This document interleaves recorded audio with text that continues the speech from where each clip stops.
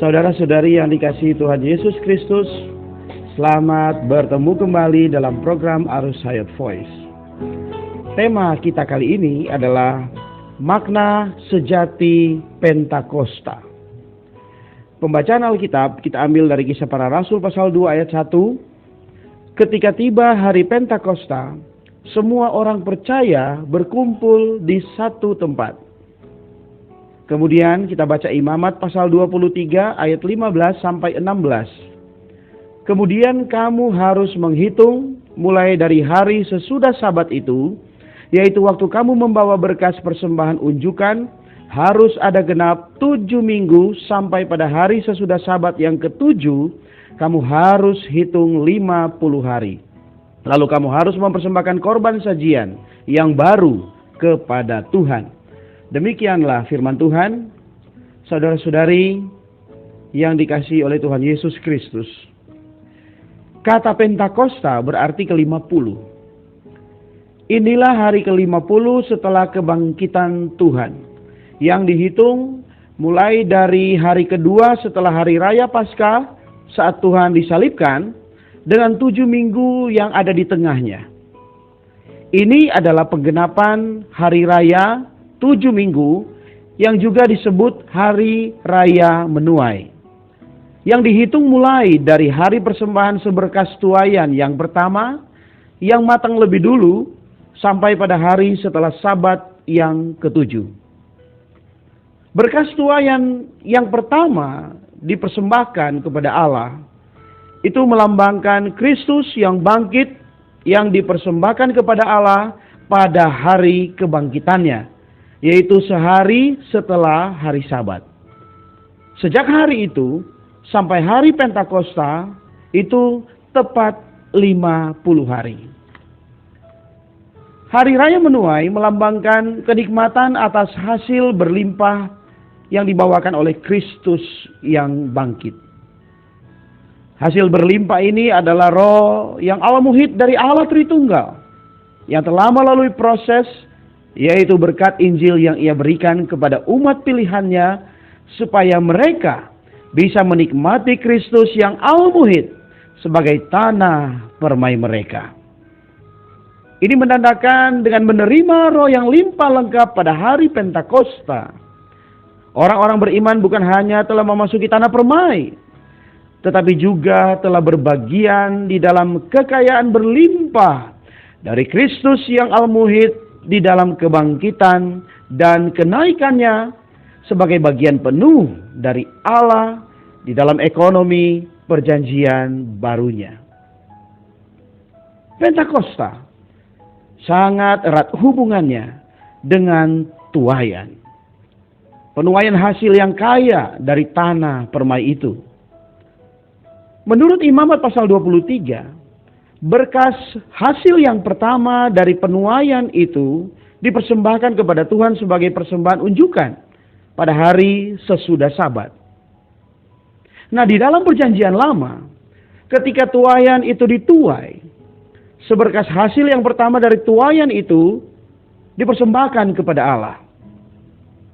Berkas ini adalah lambang Kristus yang bangkit, yang dipersembahkan kepada Allah pada hari kebangkitannya sebagai buah sulung dari tuaian Allah bagi kepuasan Allah Bapa.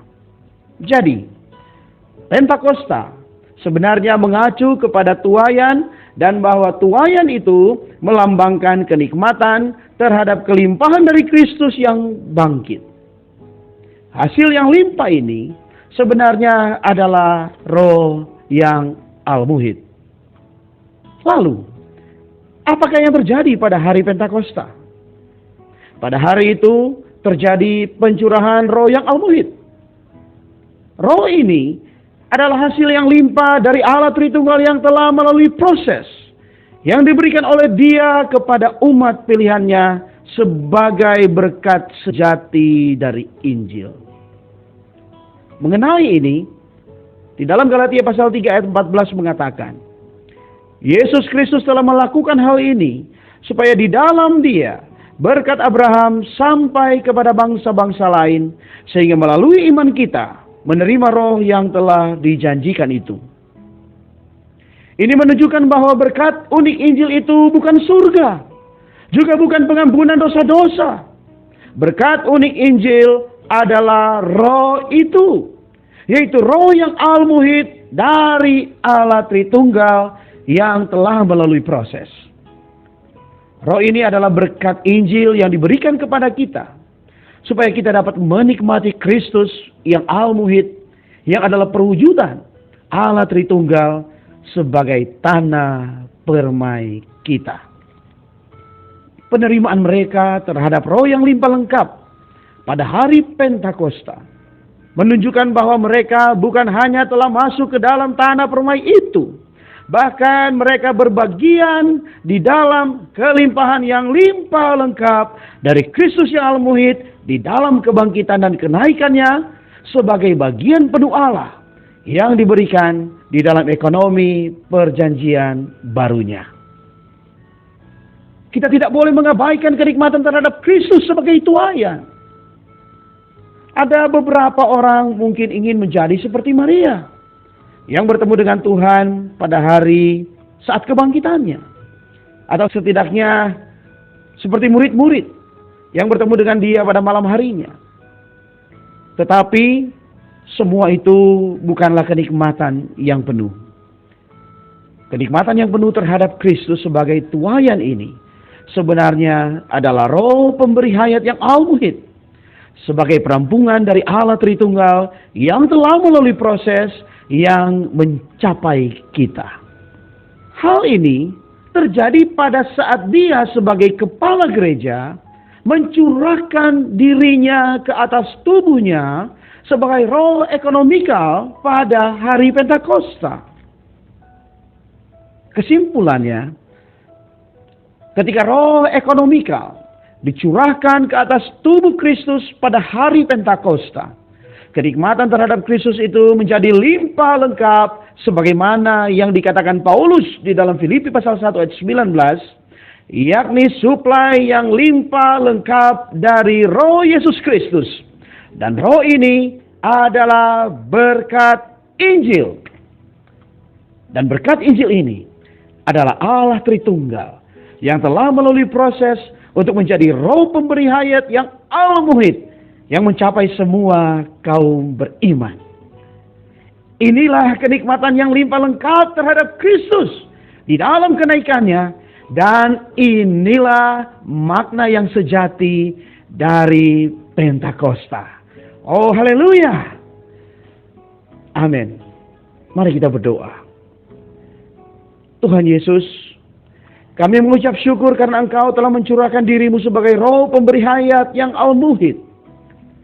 Kami bukan saja telah menjadi umat tebusan-Mu, terlebih lagi kini kami dapat menikmati Engkau sebagai roh yang limpah lengkap, yang senantiasa tersedia bagi kenikmatan dan kepuasan kami. Kiranya hari-hari kami menjadi hari Pentakosta, di mana kami bisa menikmati segala kelimpahan-Mu sebagai roh itu. Terima kasih Tuhan. Amin. Demikianlah firman Tuhan. Sampai bertemu di kesempatan berikutnya. Kasih karunia-Nya menyertai kita semua.